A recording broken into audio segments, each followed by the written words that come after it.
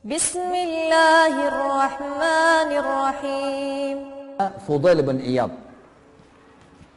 Fudail bin Iyad ini teman-teman sekalian dulunya perampok. Fudail ini saking kuatnya secara fisik, ya, dia bisa merampok sendirian teman-teman. Sendirian. Orang-orang Arab, kafilah Arab kalau lewat di tempatnya Fudail ini di daerah Irak ya, kalau lewat mereka bilang jangan lewat malam hari. Di sini ada Fudail. Fudail ini gini, ciri khasnya teman-teman. Kalau ada kafilah lewat, dibunuh dulu, baru ampas. Jadi biar antum kasih, ini ya harta saya Fudail, jangan bunuh saya, nggak bisa, tebas dulu. Nggak ada ceritanya, bunuh dulu baru ambil harta. Jadi Fudail selalu membunuh ini. Teman-teman kalau belum tahu tentang kedudukan Fudail teman-teman, sekarang kalau antum baca buku apa saja dalam tazkiyatun nafs, pensucian jiwa, masalah keimanan, masalah taubat, pasti ada namanya Fudail ibn Iyad berkata rahimahullah. Fudail ibn Iyad ini ulama besar sekarang, dikenal.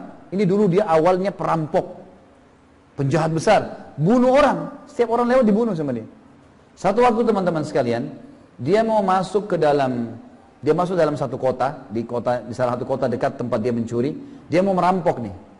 Naik tembok rumah, dia temukan di dalam rumah itu tuan rumahnya lagi sholat malam dan membaca firman Allah dalam sholatnya itu surah Al-Hadid, surah nomor 57 ayat 16. Bunyinya begini. A'udzubillahi minasyaitonirrajim.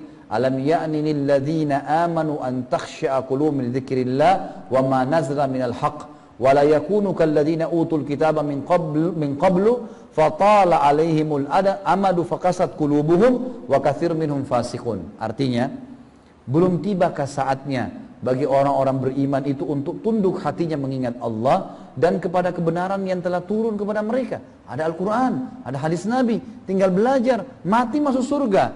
Itu maksudnya. Lalu jangan mereka menjadikan diri mereka seperti orang-orang yang diturunkan Alkitab sebelum mereka dari Yahudi dan Nasrani, kemudian mereka berlalu dengan masa yang panjang, tapi mereka tidak mau mengikuti kebenaran. Akhirnya hati mereka menjadi keras dan kebanyakan mereka adalah orang-orang fasik. Yang terjadi teman-teman waktu mendengar ayat ini, rupanya Fudail bin Iyad tersentuh. Belum ketiba saatnya orang beriman untuk tunduk, untuk kembali ke jalan Allah. Dia tersentuh. Entah kenapa, dia bilang saya menangis. Fudail bin Iyad menangis. Turun dari tembok itu. Enggak tahu mau kemana. Tengah malam nih. Jalan sana sini mau kemana? Gelap. Gak ada penerangan lampu tengah malam. Dia lihat ada masjid. Ya kita masjid gini. Masih gelap. Masuk ke masjid. Dia nggak tahu. Sholat nggak tahu. Penjahat ini dulu. Nggak ngerti apa-apa. Masuk masjid, duduk depan mihrab. Nangis saja.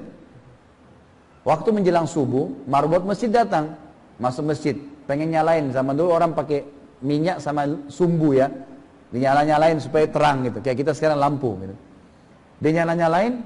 Si marbot ini dekat dengan mihrab kok ada orang. Begitu dekat, Fudail bin Iyad. Lari dia. Fudail bin Iyad lari. Dia lari keluar. Tidak berani masuk. Orang tahu Fudail bin Iyad ini pembunuh di masjid. Ngapain di masjid ini? Gitu kan. Ada orang-orang yang mau dalam sholat subuh datang semua. Kenapa? Ada Fudail di masjid. Tertunda sholat subuh. Nggak ada yang berani masuk. Tertunda. Dalam kisah dikatakan tertunda sholat subuh. Orang mau masuk. Fudail di dalam 10 orang, 20 orang pun bisa dilawan sama dia. Orangnya kuat. Mahir membunuh orang gitu kan. Akhirnya sampai mereka diskusi-diskusi ini gimana jalan keluar. Nggak mungkin nggak sholat subuh nih. Sudah lewat waktunya. Maka mereka bermusyawarah. Satu orang bilang, saya coba masuk, lihat deh. Waktu dia masuk, didengar baik-baik suara tangisan. Didekatin, hai Fudail, ngapain kau di masjid kami? Gitu kan? Karena tidak pernah masuk masjid kan orang ini. Maka kata dia, saya taubat kepada Allah. Waktu itu dia ini marbot takbir, Allahu Akbar, Fudail taubat. Orang-orang pada masuk semua. Salaman sama dia, pelukan, taubat nasuha.